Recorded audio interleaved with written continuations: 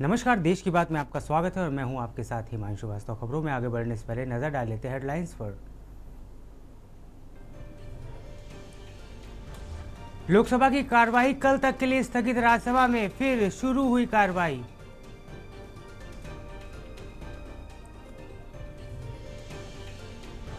PM Modi के ऐलान पर सीजेपी का पलटवार। कहा, मरहम नहीं, पेपर लीक रोकने की व्यवस्था चाहिए।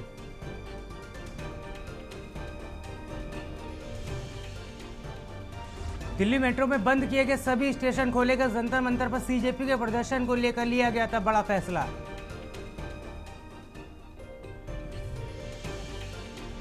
गोरखपुर में सीएम योगी आदित्यनाथ 994 करोड़ की 14 परियोजनाओं की दी सौगात। बोले, आस्था पर प्रहार करने वाले अब बने आस्थावान। संसद में हंगामे पर मायावती बोली, पेपर लीक के मुद्दे को राजनीतिक बनाने सड़क से संसद तक बड़ा टकराव, ये अनुचित। देहरादून का यूटीयू पेपर लीक मामला, सहायक प्रोफेसर बर्खास्त, दर्ज होगा मुकदमा। अगस्त में दोबारा होगी परीक्षा। आप देख रहे हैं के न्यूज, खबरों का सारथी।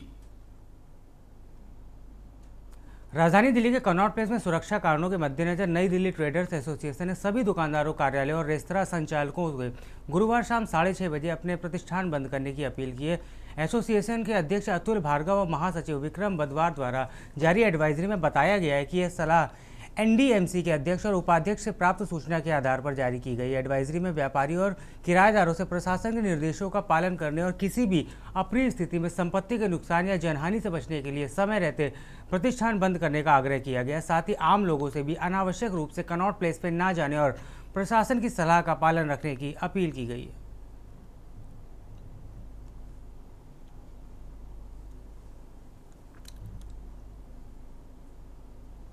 नीट परीक्षा लीक और छात्रों पर हुई कथित पुलिस कार्रवाई के विरोध में गुरुग्राम में कांग्रेस जिला आयुक्त कार्यालय के बाहर जोरदार प्रदर्शन किया गया। प्रदर्शन के दौरान कांग्रेस कार्यकर्ताओं ने पुलिस के बीच बैरिकेड्स हटाने को लेकर तीखी नोक और धक्का मुक्की की। शहरी जिला अध्यक्ष पंकज डावर और ग्रामीण जिला अध्यक्ष वर्धन यादव के नेतृत्व में कार्यकर्ताओं ने सरकार के खिलाफ नारेबाजी की।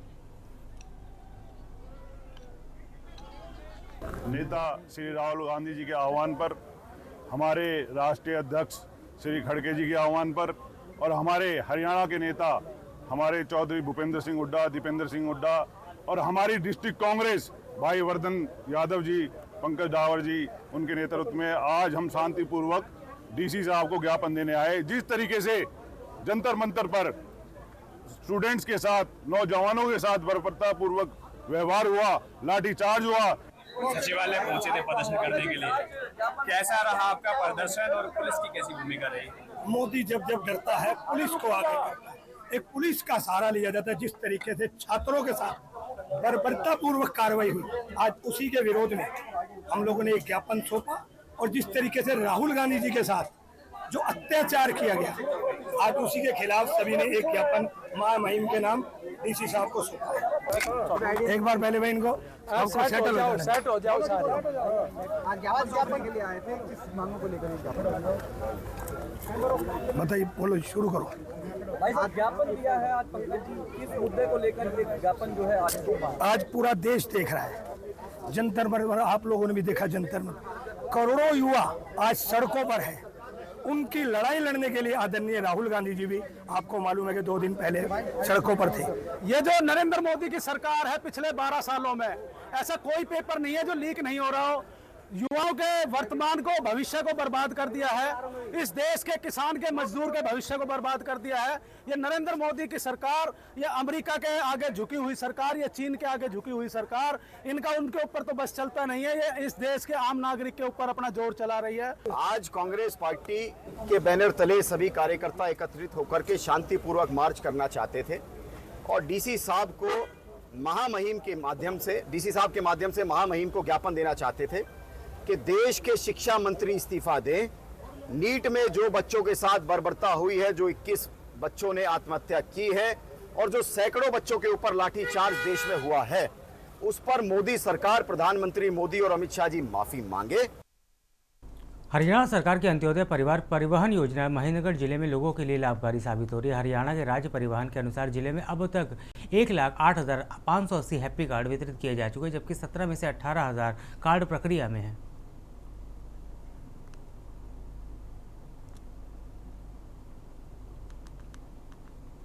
हाँ, जो ये अपने हरियाणा पर अंत्योदय परिवार परिवहन योजना हैप्पी कार्ड की जो योजना है, एक बहुत अच्छी योजना है सरकार की तरफ से, जिसमें 1 लाख तक की जिस परिवार की इनकम है वो सब इसके भागीदार बन सकते हैं, वो अपना ले सकते हैं। और अगर एक परिवार में 10 मेंबर है तो उनको 10 कार्ड मिलेंगे अलग अलग, जिसके अंदर 1000 किलोमीटर तक मुफ्त यात्रा वो कर सकते हैं 1 साल के अंदर, और 1 साल बाद ऑटोमेटिकली रिन्यू हो जाएगा। ये हरियाणा सरकार ने बहुत अच्छी योजना बनाई है। फ्री किराया 1000 किलोमीटर तक का, सिर्फ कार्ड के पैसे लेते हैं 50 रुपए, और कोई किराया नहीं लेते। बहुत अच्छी सरकार ने हमारा योजना बनाई है। मैं नारनौल के बस स्टैंड में आई हूँ अभी अपने हैप्पी कार्ड लेने के लिए। मैं यहाँ पे हैप्पी कार्ड के लिए आया था। ये सरकार के द्वारा जो अंत्योदय परिवार परिवहन योजना चलाई गई है, जिसके अंतर्गत हमें हैप्पी कार्ड दिया जाता है, जिसमें 1000 किलोमीटर दी जाती है। और हरियाणा डिपो में हैप्पी कार्ड लेने के लिए आया हूँ, जिससे यहाँ पर 50 रुपये प्रति शुल्क कटता है, और ये योजना बहुत ही अच्छी है, और इसमें 1000 किलोमीटर तक फ्री यात्रा होती है। मैं नारनौल का रहने वाला हूँ, यहाँ कॉलेज के लिए आता हूँ और हैप्पी कार्ड के लिए आया हूँ। यहाँ पे हैप्पी कार्ड ऐसा है कि 1000 किलोमीटर फ्री ट्रेवल करवाते हैं।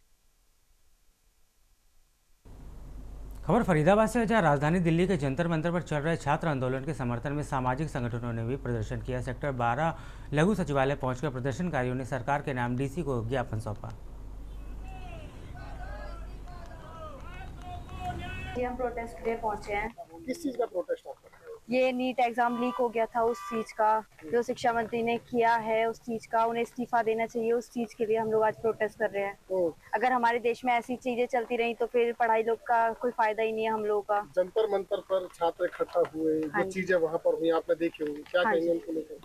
उनको लेकर हम यही बोलेंगे कि जो शिक्षा मंत्रियों ने इस्तीफा देना चाहिए और ऐसी चीजें ना हो आगे, इसलिए बच्चे ये सब चीजें कर रहे हैं। सामाजिक संस्थाएं और सामाजिक व्यक्तियों की तरफ से किया गया है, और ये छात्रों के ऊपर जो बर्बरता की गई है, जंतर मंतर के ऊपर जो अत्याचार किया गया, उसके विरोध में किया गया।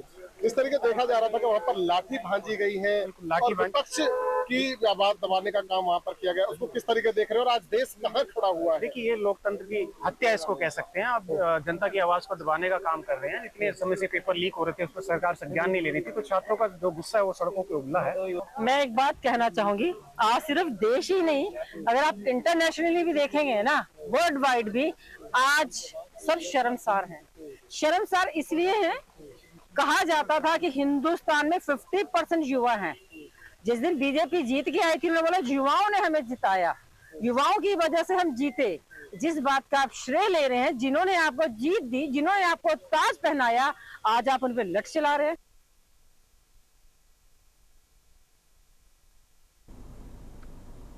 खबर चरखी दादरी से, जहां दिल्ली में छात्रों पर हुए लाठीचार्ज के विरोध में चरखी दादरी लघु सचिवालय में विरोध प्रदर्शन किया गया। प्रदर्शन में फोगाट खाप समेत विभिन्न सामाजिक और कर्मचारी संगठनों के पदाधिकारी शामिल हुए। फोगाट खाप 19 के प्रधान सुरेश फोगाट ने लाठीचार्ज को निंदनीय बताते हुए केंद्र सरकार से शिक्षा मंत्री के इस्तीफे की मांग की। देखो, जो पुलिस ने बच्चों के साथ बर्बरता की है वो बहुत ही निंदनीय है।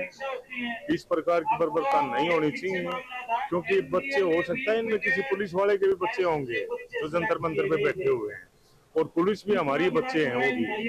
लेकिन जिस प्रकार की ये अभद्रता और बच्चियों के साथ जो है अन्याय किया है, ये बहुत ही शर्मनाक है। और हम सरकार से यही चाहते हैं कि जो कुछ 2-4-10 पुलिस वाले या बगैर वर्दी वाले जो गुंडे टाइप के थे, उन्होंने जो बच्चों और बच्चियों के साथ बर्बरता की है, उनके खिलाफ सख्त कार्रवाई होनी चाहिए। खबर जांजगीर चांपा से, जहां प्रकाश इंडस्ट्रीज में एक बार फिर हादसा सामने आया। भट्टी पंचर होने के बाद गर्म हवा की चपेट में आने से 3 ठेका मजदूर इसमें झुलस गए। घायल मजदूरों को इलाज के लिए भिलाई के अस्पताल में भर्ती कराया गया। हादसे पर के मौके पर मौजूद 10 से 15 अन्य मजदूरों ने भागकर अपनी किसी तरह जान बचाई।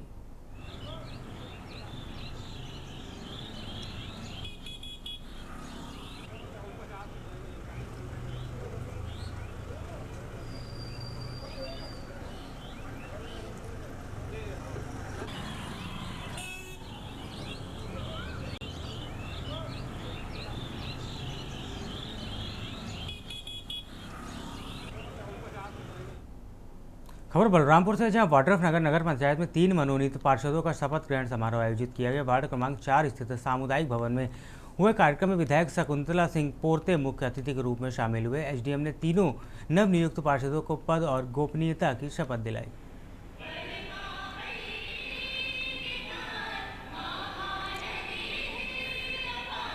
छत्तीसगढ़ सरकार के द्वारा वाड्रफनगर जैसे अन्य नगर पालिका, नगर पंचायत, नगर निगम में एल्डरमैन की नियुक्ति की गई है, वैसे ही वाड्रफनगर में भी नगर पंचायत वाड्रफनगर में 3 एल्डरमैन का नियुक्ति हुआ था और उसका शपथ ग्रहण समारोह था। हमारे भारतीय जनता पार्टी संगठन के नेतृत्व के अनुसार हमारे वाड्रफनगर में 3 नए एल्डरमैनों की नियुक्ति की गई है, जिसमें परम सम्मानीय राम जनक कुशवाहा जी, ओम प्रकाश कनौजिया जी और नवनीत प्रताप देव जी हैं।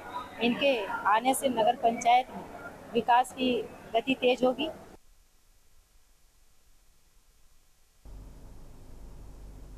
खबर हजारीबाग के, जहां करीब 150 साल पुरानी छेदी तालाब अपनी अनोखी मान्यता के कारण चर्चा में है। स्थानीय लोग इसे खुजली तालाब कहते हैं। मान्यता है कि तालाब की मिट्टी शरीर पर लेप लगाने और स्नान करने से दाद, खाज और खुजली जैसे त्वचा रोगों से राहत मिल जाती है। इसलिए गुरुवार को शनिवार यहां श्रद्धालुओं की भीड़ उमड़ती है। हालांकि इन दावों का कोई वैज्ञानिक प्रमाण उपलब्ध नहीं है और विशेषज्ञ चर्म रोगों के लिए डॉक्टर की सलाह देने पर जोर देते हैं।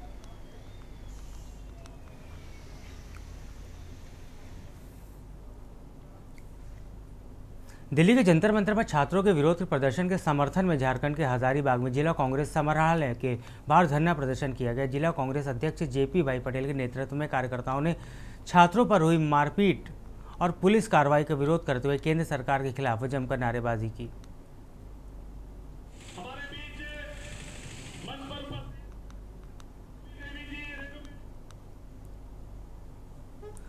नीट पेपर लीक मामले और दिल्ली में छात्रों पर हुई कथित पुलिस कार्रवाई के विरोध में झारखंड के बोकारो में कांग्रेस कार्यकर्ताओं ने समाहरणालय के समीप धरना प्रदर्शन किया। प्रदर्शन का नेतृत्व झारखंड कांग्रेस के पूर्व प्रदेश अध्यक्ष राजेश ठाकुर ने किया। इस दौरान कार्यकर्ताओं ने केंद्र सरकार के खिलाफ जमकर नारेबाजी करते हुए केंद्रीय शिक्षा मंत्री धर्मेंद्र प्रधान के इस्तीफे की मांग की।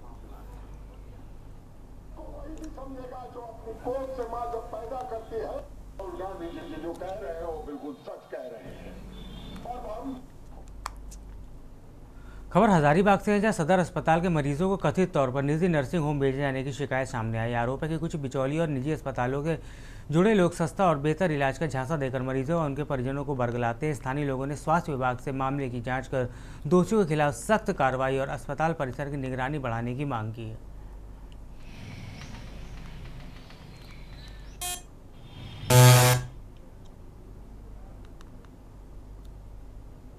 खबर भोपाल से, जहां मध्य प्रदेश विधानसभा में निजी विश्वविद्यालयों से जुड़े संशोधन प्रस्ताव को मंजूरी मिल गई, जिसके तहत नए निजी विश्वविद्यालयों के लिए 5 करोड़ रुपए की सिक्योरिटी जमा करने की अनिवार्यता समाप्त कर दी गई। उच्च शिक्षा मंत्री इंदर सिंह परमार ने कहा है कि मध्य प्रदेश निजी विश्वविद्यालय अधिनियम 2007 में पहले भूमि की न्यूनतम सीमा घटाकर 10 हेक्टेयर की गई थी। अब इसे राष्ट्रीय शिक्षा नीति के अनुसार नियमों और सरल बनाया जा रहा है। 2 कॉलेजों के खिलाफ हमने एफआईआर दर्ज कराई है और 2 कॉलेजों की मान्यता समाप्त की है। कांग्रेस ने पूरे देश में, कांग्रेस के समय जो सरकारी विश्वविद्यालय थे उनकी भी क्या हालत थी और उनके समय बाद में जब प्राइवेट विश्वविद्यालय प्रारंभ हुए उन्होंने क्या स्थिति कर दी।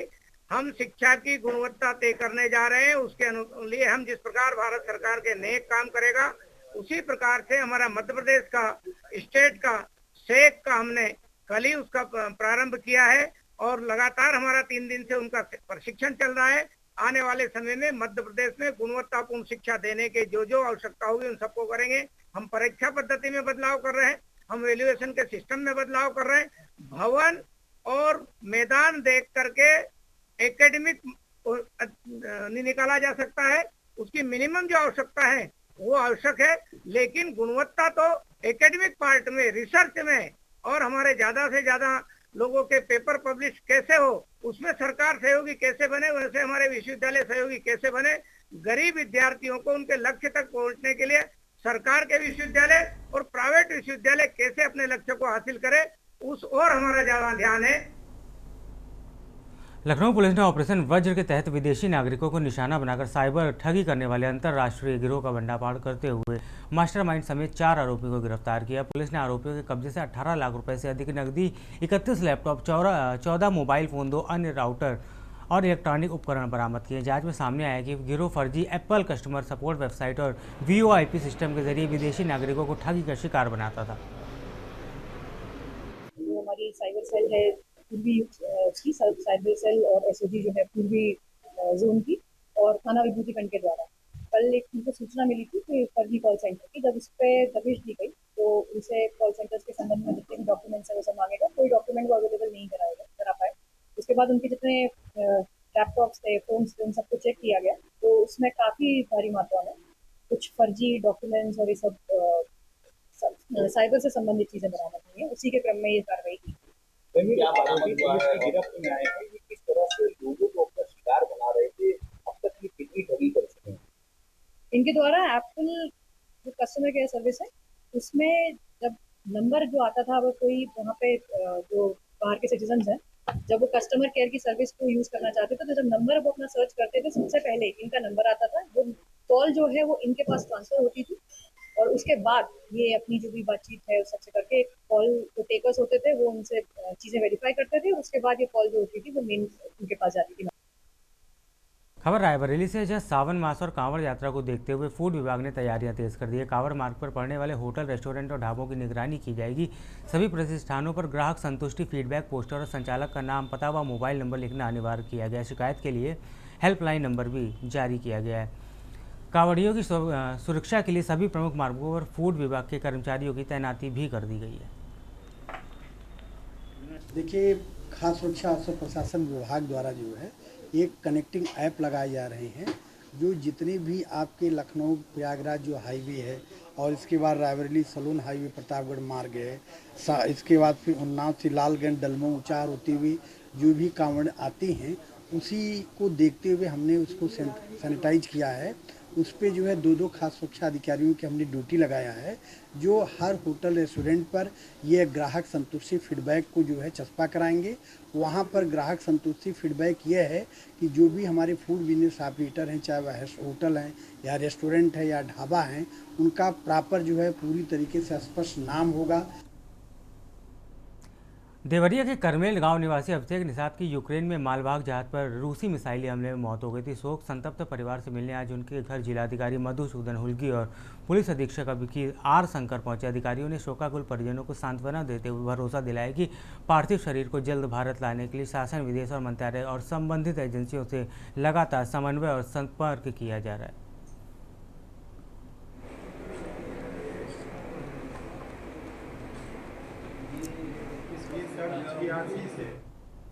खबर झांसी से, जहां मुख्यमंत्री सामूहिक विवाह योजना के तहत 317 युवक युवतियों ने परिणय सूत्र में बंधकर नई जिंदगी की शुरुआत की।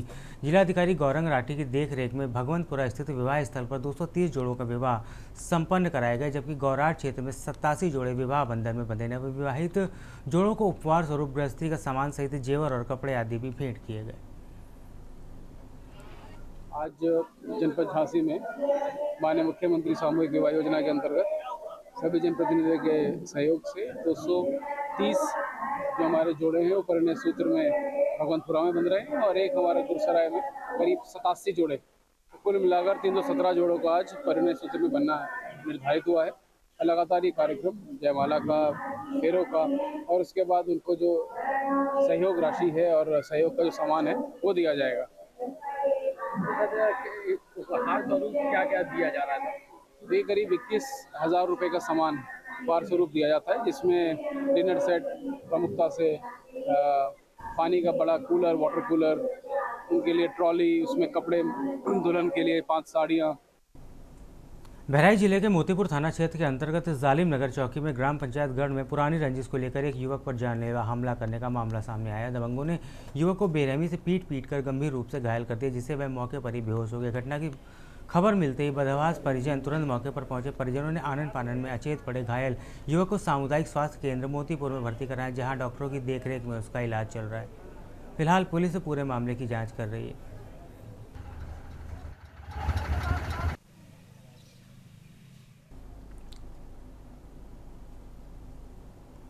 आगरा जिले के बसई अरेला थाना क्षेत्र में गृह कलेश के चलते युवक द्वारा आत्मघाती कदम उठाने का मामला सामने आया। थाना क्षेत्र के आरनोटा पुल में एक युवक ने फांसी लगाकर आत्महत्या करने का प्रयास किया। पुल के नीचे युवक को फंदे पर लटका देख आसपास के ग्रामीणों में हड़कंप मच गया और ये क्षेत्र में अफरा तफरी का माहौल बन गया।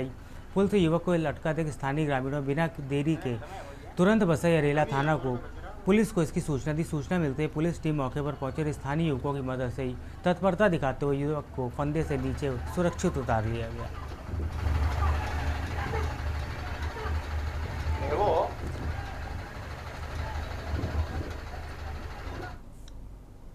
खबर हमीरपुर से, जहां डिप्टी एसपी ट्रैफिक और आरटीओ ने रोडवेज बस स्टैंड के आसपास लगातार लगने वाली जाम की समस्या को समाधान करने के उद्देश्य से मौके पर पहुंचकर जायजा लिया। अधिकारियों ने सड़क किनारे खड़े डग्गा मार वाहन चालकों को चेतावनी देते हुए कहा कि स्थिति बनने के पर वाहनों के खिलाफ सख्त कार्रवाई की जाएगी।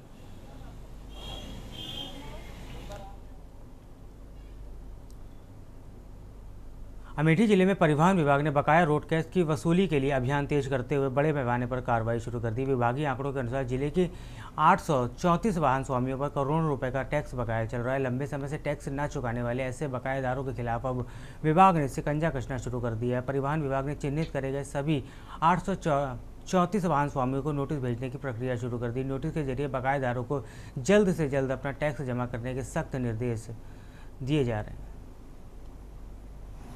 रोड टैक्स पे बकाया जितने भी वाहन स्वामी हैं या वाहन हैं उनके लिए हमारे परिवहन आयुक्त महोदय का एक निर्देश प्राप्त हुआ था, जिसमें 20,000 या 20,000 के ऊपर की जो भी वाहन हमारे यहाँ जो है टैक्स में बकाया है उनको पहले डिमांड नोटिस भेजना। डिमांड नोटिस भेजने के बाद उनको जो है फिर आरसी की जो है कार्रवाई करना।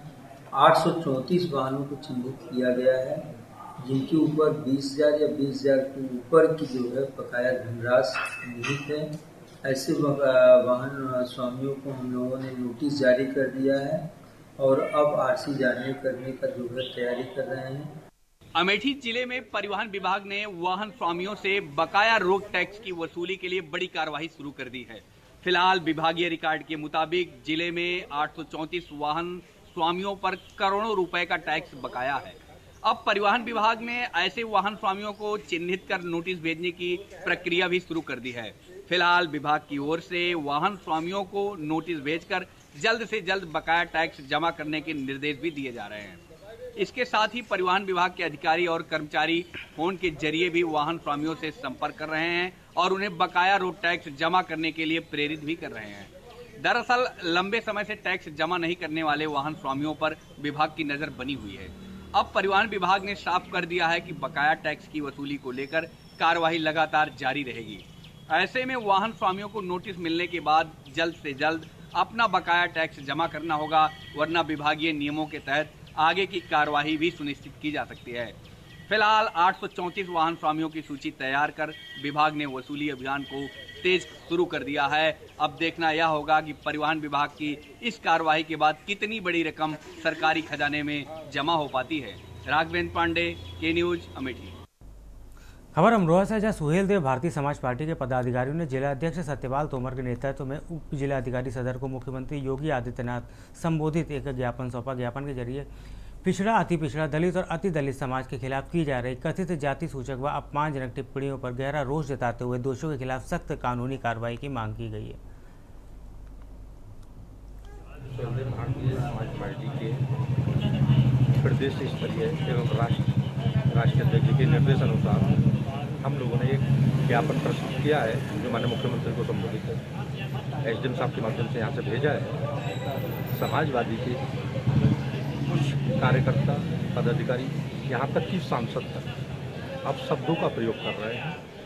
पिछड़ा, दलित, अल्पसंख्यक सबके लिए उल्टी सीधी बात कर रहे हैं। उसी संबंध में हमने ये ज्ञापन दिया है कि जो इस तरह की भाषा का प्रयोग कर रहे हैं उन लोगों के खिलाफ कानूनी कार्रवाई। फिलहाल भक्तों चला छोटे से ब्रेक का, जल्द लौटेंगे।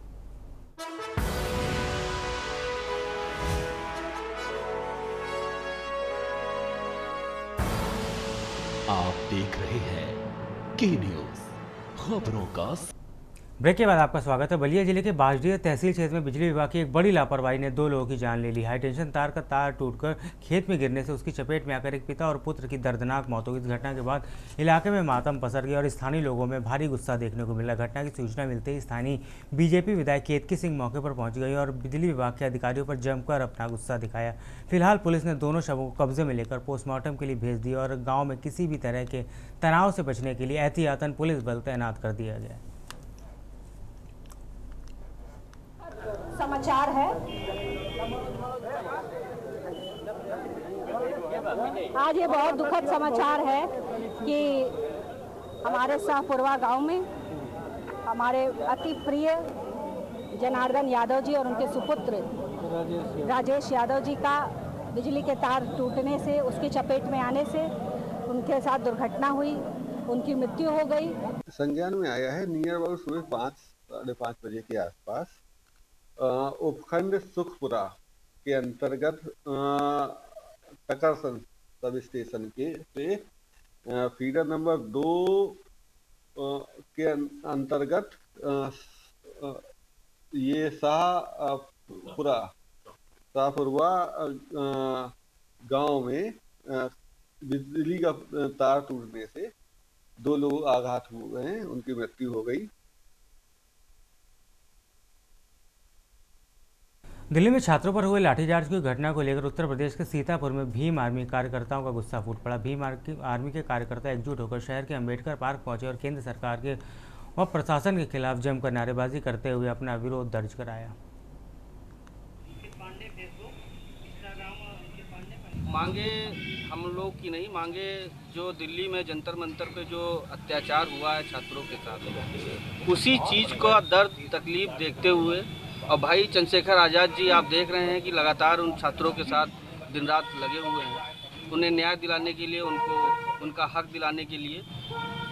ये दर्द है इस देश के एक जिम्मेदार नागरिक होने का कि हम लोग रातों में अगर घर में सो रहे हैं तो नींद नहीं आ रही है कि हमारे देश के नौजवान भाई जो पिटे हुए हैं वो भी वहाँ बैठे हुए हैं और लोग पहुँच रहे हैं।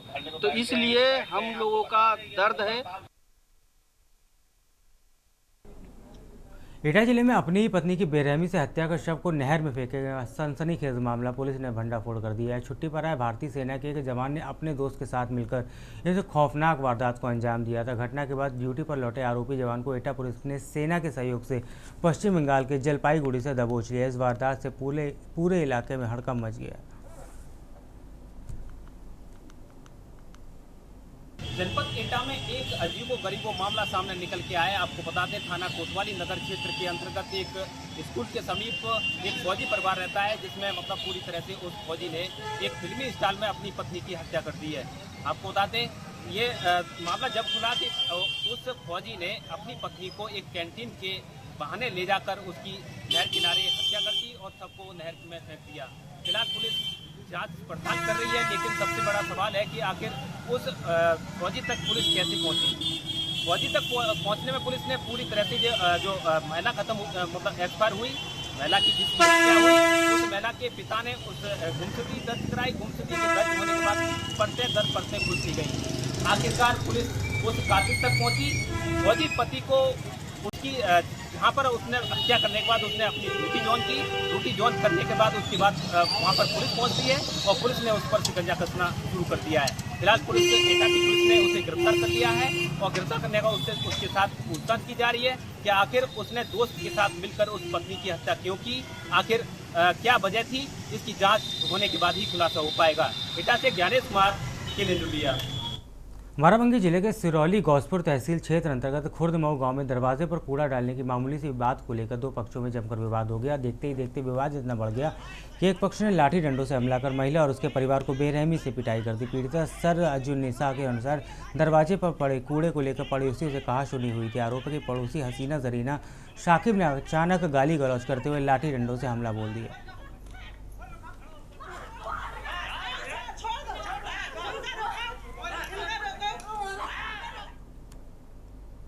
फर्रुखाबाद जनपद में आलू के बेहतर विपणन और गुणवत्ता संवर्धन और अंतर्राष्ट्रीय निर्यात को बढ़ावा देने के उद्देश्य से कलेक्ट्रेट सभागार फतेहगढ़ में एक महत्वपूर्ण बैठक का आयोजन किया गया। आप पे जिलाधिकारी डॉक्टर अंकुर लाठर की अध्यक्षता में आयोजित की इस बैठक में कृषि एवं प्रसंस्कृत खाद्य उत्पाद निर्यात विकास प्राधिकरण वाराणसी के अधिकारियों ने भाग लिया और कृषि उत्पादों के निर्यात की संभावनाओं और तकनीकी व्यवस्थाओं पर विस्तार से चर्चा की गई।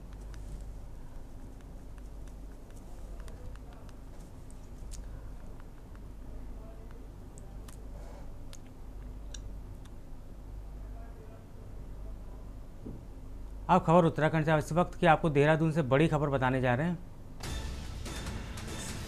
यूटीयू की 2 सेमेस्टर परीक्षाएं पेपर लीक के बाद रद्द कर दी गई हैं। असिस्टेंट प्रोफेसर आशीष कुमार गुप्ता को इस मामले में गिरफ्तार कर लिया गया है। बड़ी खबर आपको बता रहे हैं, शिवली कॉलेज ऑफ इंजीनियरिंग का असिस्टेंट प्रोफेसर गिरफ्तार कर लिया गया है। कॉलेज पोर्टल पर प्रश्न पत्र साझा किए थे व्हाट्सएप ग्रुप पे। अहम जानकारी आपको इस वक्त की देहरादून से बता रहे हैं। आरोपी प्रोफेसर को 7 साल के लिए डिबार भी कर दिया गया है।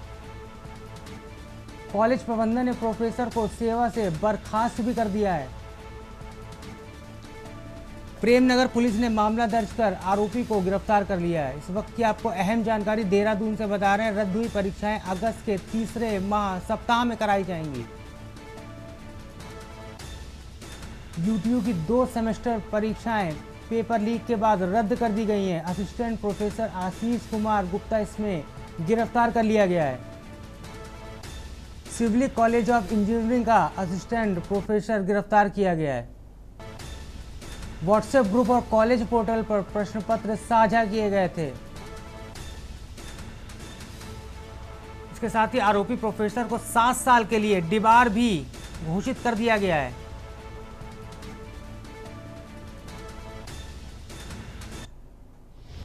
आज 23 जुलाई को प्रेमनगर थाना क्षेत्र में उत्तराखंड टेक्निकल यूनिवर्सिटी के परीक्षा नियंत्रक श्री विनय कुमार पटेल द्वारा पुलिस को एक कंप्लेंट दी गई थी, जिसमें उनके द्वारा बताया गया था कि 7 और 8 तारीख को इनके आंतरिक परीक्षाओं के लिए जो प्रश्न पत्र निर्धारित था उसके लिए जो भी प्रोफेसर उनके द्वारा नियुक्त किया गया था, उनके द्वारा परीक्षा की गोपनीयता को भंग करते हुए उस प्रश्न पत्र को अपने कुछ लोगों को लाभ पहुंचाने के उद्देश्य से उसके द्वारा वो प्रश्न पत्र लीक किया गया था। तत्काल जैसे ही यह मामला संज्ञान में आया था, एसओ प्रेमनगर ने तत्काल पर अभियोग पंजीकृत करते हुए संबंधित सभी जानकारियों को इकट्ठा करते हुए और इनकी आंतरिक जांच की रिपोर्ट को भी सम्मिलित करते हुए आज जो मुख्य अभियुक्त हैं उनकी अरेस्टिंग की गई है।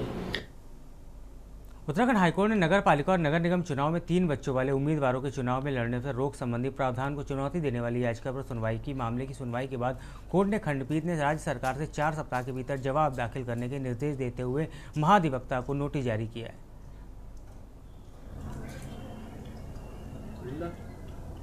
इसमें ये चैलेंज किया गया था कि जो म्यूनिसिपल कॉरपोरेशन एक्ट और म्यूनिसिपैलिटीज़ एक्ट में नगर पालिका और नगर निगम अधिनियम में जो प्राविधान है उसके तहत जिनकी 3 से अधिक संतान है तो उसकी कट ऑफ डेट 2002 की दी गई है, जबकि पंचायती क्षेत्रों में पंचायती राज एक्ट के तहत ये कट ऑफ डेट 2009 की है। यानी कि 2009 के बाद जिनके 3 बच्चे हैं उन्हीं लोगों को, तीसरा बच्चा हुआ है, उन्हीं लोगों को उसमें प्रतिबंधित किया गया है चुनाव लड़ने से पंचायती क्षेत्र में, जबकि नगरीय क्षेत्र में यही कट ऑफ डेट 2002 की है। कई सारे क्षेत्र वर्तमान में परिसीमन के चलते पंचायतों से नगर पालिकाओं और नगर निगमों के पार्ट बन गए। उत्तराखंड राज्य स्तरीय खेल परिषद के उपाध्यक्ष एवं राज्य मंत्री का दर्जा प्राप्त मोहन पाठक के प्रथम बार सितारगंज आगमन पर कार्यकर्ताओं और स्थानीय गणमान्य लोगों ने उनके द्वारा जोरदार अभिनंदन किया गया। यह स्वागत कार्यक्रम भाजपा ओबीसी मोर्चा के जिला अध्यक्ष रवि रस्तोगी के मीना बाजार स्थित प्रतिष्ठान पर आयोजित किया गया। आपके साथ में उत्तराखंड राज्य आंदोलनकारी हमारे मार्गदर्शक आदरणीय दिगंबर सती जी हमारे बीच, जी बड़े भाई हमारे बीच में उपस्थित है। आपका हार्दिक स्वागत अभिनंदन। मंडल के खबर अल्मोड़ा से है, जहां गांधी पार्क में छात्र संगठनों ने विभिन्न परीक्षा पेपर लीक मामलों में विरोध में क्रमिक अनशन शुरू किया। प्रदर्शनकारी छात्रों ने केंद्रीय शिक्षा मंत्री धर्मेंद्र प्रधान के इस्तीफे की मांग करते हुए आरोप लगाया कि लगातार पेपर लीक की घटनाएं शिक्षा व्यवस्था को विफलता दर्शाती हैं। छात्र एकता जिंदाबाद, धर्मेंद्र प्रधान इस्तीफा दो। देखिए, धरना प्रदर्शन जैसे पूरे देश भर में चल रहे हैं, वैसे आज अल्मोड़ा से एक पहल शुरुआत हुई है और हमारे समस्त कॉलेज के जो हमारे छात्र संगठन है उनके द्वारा यह तय हुआ था कि हम क्रमिक अनशन के तौर पर एक अपना सांकेतिक यहाँ पर धरना प्रदर्शन करेंगे, जिसकी शुरुआत आज से हो चुकी है और धीरे धीरे आगे को ये क्रमिक अनशन चलता रहेगा। और अगर मांगे हमारी पूरी नहीं होती तो यह मांगे केवल हमारी नहीं, पूरे देश भर के युवाओं की मांगे कि धर्मेंद्र प्रधान का इस्तीफा हो। नीति अभी फिलहाल ही शांतिपूर्वक क्रमिक अनशन चल रहा है। अगर सरकार हमारी बातों को नहीं सुनती है तो आगे ये आंदोलन धीरे धीरे उग्र होता रहेगा और बाजार बंद कराए जाएंगे छात्रों द्वारा और रैलियां निकाली। हल्द्वानी में पहाड़ी समाज के आस्था के प्रमुख केंद्र चित्रेश्वर धाम और चित्रशिला घाट और जय जिया माता मंदिर परिक्षेत्र में कथित अतिक्रमण को लेकर लोगों में नाराजगी देखने को मिली। इस मुद्दे पर आज पहाड़ी समाज के सैकड़ों लोग एकत्रित होकर जिला अधिकारी कार्यालय पहुंचे और जिला अधिकारी को ज्ञापन सौंपा। चित्रेश्वर धाम का अतिक्रमण ध्वस्त करो, ये मिली भगत नहीं चले। ये एक संगठन यहाँ पर आया था चित्रशिला में, जो स्ट्रक्चर्स हैं, रिलीजियस स्ट्रक्चर्स बने हुए, उसको लेकर उन लोगों ने एक मेमोरेंडम दिया है। तो उसमें उसके स्वामित्व को लेकर और वहाँ पर जो संरचनाएं बनी हुई हैं धार्मिक प्रकृति की, तो उसमें हम नगर मजिस्ट्रेट से इसका परीक्षण करवाएंगे। चित्रेश्वर धाम रानीबाग में हमारा है, जो पवित्र पौराणिक स्कंद पुराण में खंडित है, उसके सारे विषय में लिखा गया है। मगर वहाँ पर बाहरी कुछ अराजक तत्वों ने कुछ समय पहले कुछ शनि मंदिर का निर्माण कर दिया है। देखिए, स्कंद पुराण का जो 5वां अध्याय है उसमें साफ लिखा गया है कि ये गार्गी ऋषि की तपस्थल थी और ऐतिहासिक जिया माता की भूमि थी। वहाँ पर चित्रेश्वर जो पद्मेश्वर महादेव की मंदिर है, जमीन उसके नाम पे है। पद्मेश्वर महादेव से शनि मंदिर जो वहाँ पर ने वहाँ पर अतिक्रमण किया है उसको हटाना चाहते हैं। ये सभी लोग उसी को हटाने के लिए आए हुए हैं। हमारे चित्रेश्वर धाम जो एक मुक्ति धाम है, वहाँ पे शनि मंदिर बनाया गया है जो बिल्कुल भी गलत है। कुछ लोगों की मिली भगत से वहाँ पे पहले से वो छोटा था, अब इतना बड़ा हो गया कि हमारे वहाँ पे जो शिव जी का मंदिर है उसमें शनि चढ़ गया है और उसका ध्वस्तीकरण का 2 बार आदेश भी आ चुका है और उसके बाद भी वो ध्वस्तीकरण नहीं हो रहा है। तो ये किसके श्रेय में हो रहा है? हम चाहते हैं वो ध्वस्तीकरण हो। खबर चंपावत से है, जहां राज्य के पहले निर्माणाधीन गर्ल्स स्पोर्ट कॉलेज का जिलाधिकारी मनीष कुमार ने निरीक्षण किया। करीब 257 करोड़ रुपए की लागत से बन रहे इस हॉस्टल में आवासीय ब्लॉक, खेल मैदान और मल्टीप्लेक्स हॉल आदि सुविधाएं विकसित की जा रही है। डीएम ने अधिकारियों को गुणवत्ता के साथ समय पर निर्माण कार्य पूरा करने के निर्देश दिए। टाइमलाइन है वो 2027 जून का है और अब ये इसका एक भाग जो है आप देख रहे हैं कि यहाँ पे इसका निर्माण हो चुका है। इस भाग में बच्चे अभी अपना शिक्षण कार्य कर रहे हैं। इसके अलावा जो, क्योंकि मैंने आपको बताया, एक बड़ा प्रोजेक्ट है जिसमें अलग अलग चरणों में काम हो रहा है। उसमें जो वॉलीबॉल का है, फुटबॉल का है, हॉकी ग्राउंड का है और रनिंग ट्रैक्स का है, ये मुझे कार्यदायी संस्था के द्वारा अवगत किया गया है कि इसको सितंबर-अक्टूबर तक हम लोग इस कार्य को पूर्ण कर लेंगे और ये बच्चों के लिए हम लोग उसको प्रदान भी कर देंगे, स्थानीय जो लोग हैं उनके लिए प्रदान कर लेंगे। लेकिन जो कुछ कार्य हैं, जैसे जो सिविल वर्क है, उसमें थोड़ा समय लगने की संभावना है, जिसमें मुख्य रूप से जो रिटेनिंग वॉल है वो उस पर काफ़ी कुछ निर्भर करता है।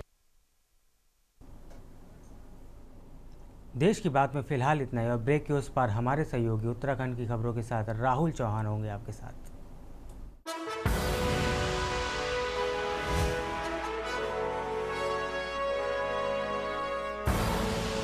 आप देख रहे हैं के न्यूज़, खबरों का सारथी।